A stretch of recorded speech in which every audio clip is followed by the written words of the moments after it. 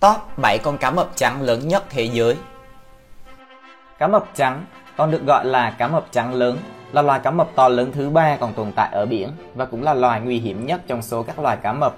Việc cá mập trắng được nhìn thấy nhiều lần đã tạo ra cuộc tranh luận về kích thước thực sự của chúng.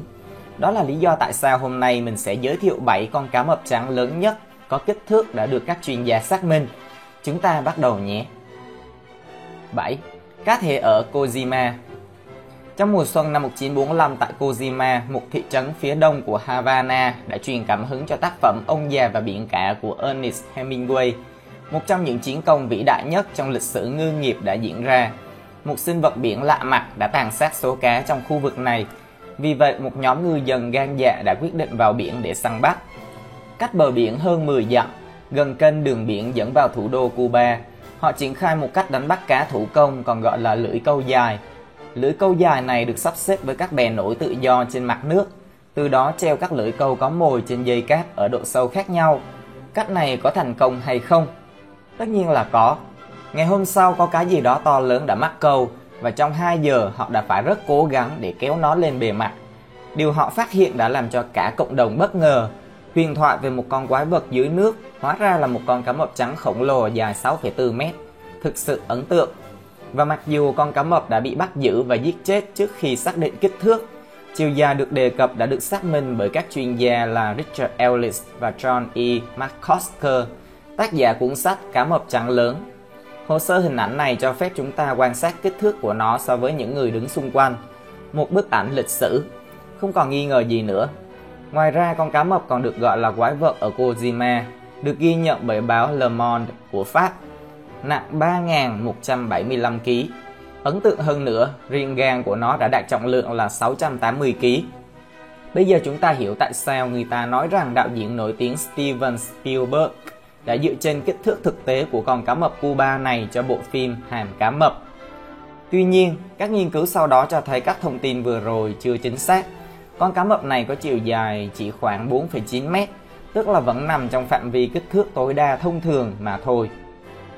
Các bạn có thể đặt mua áo Godzilla hoặc khủng long tại trang áo Godzilla.com để ủng hộ mình. Hình ảnh được in vào áo bằng công nghệ in chuyển nhiệt đem lại chất lượng cao nhất. 6. Cá mập ở Lake Point. Cá mập trắng lớn còn được gọi là mũi kim trắng, là loài gây ra hầu hết các vụ cá mập tấn công ghi nhận đối với con người. Tuy nhiên, chúng ta phải biết rằng tỷ lệ tử vong không cao vì 2 lý do. Trước hết, con người không phải là con mồi lý tưởng để chúng tiêu hóa, và thứ hai là những kẻ săn mồi này sẽ ngừng tiếp xúc trong một thời gian sau cú cắn đầu tiên, tạo cơ hội cho nạn nhân trốn thoát khỏi cái chết.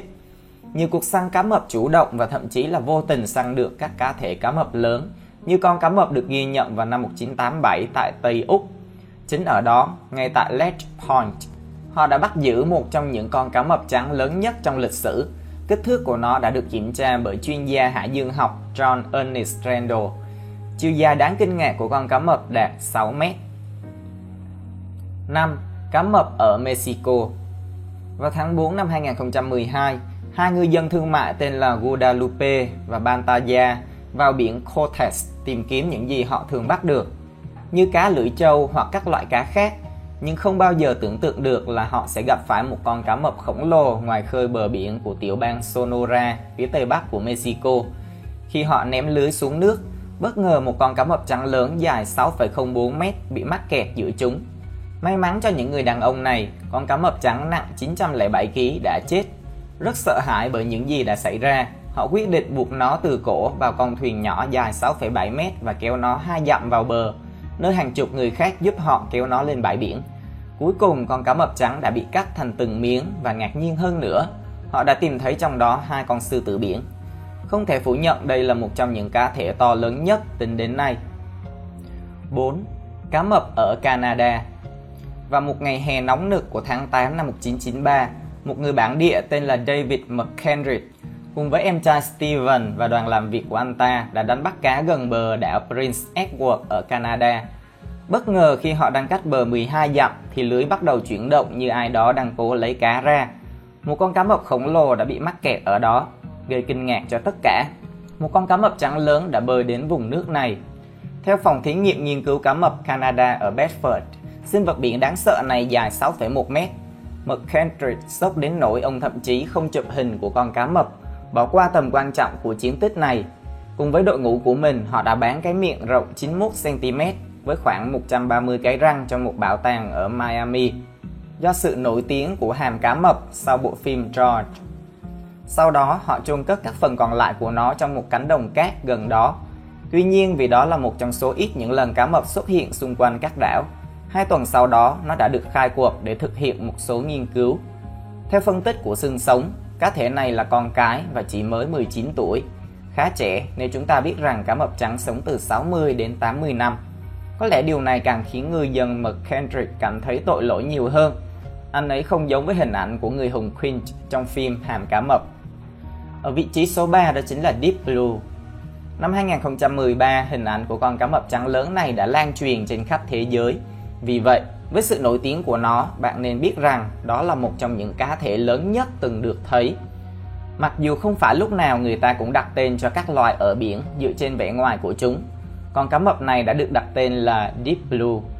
Thời điểm chói sáng của nó là trong quá trình quay phim của đoàn làm phim Discovery Channel cho bộ phim tài liệu Hàm cá mập phản công tại đảo Guadalupe, Baja California, Mexico.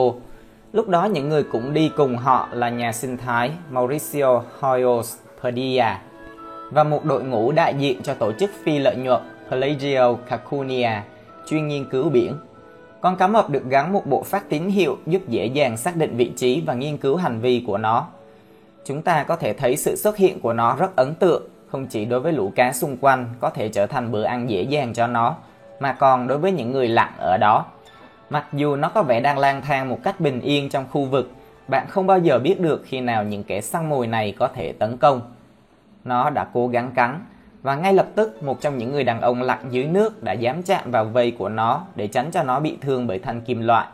Nó dài 6,1 mét và nặng hơn 2 tấn, là con cái và đang mang thai nên có hình dáng mũm mĩm hơn.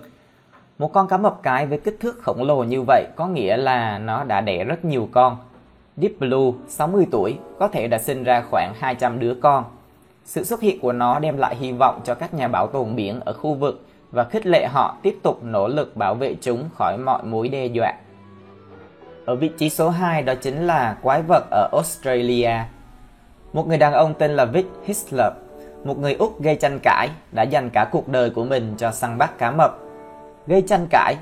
Đúng vậy, bạn nghe đúng rồi, bởi vì ông giết chết những sinh vật biển này dựa trên nguyên tắc của mình, hay nói cách khác là để cứu rỗi nhân loại.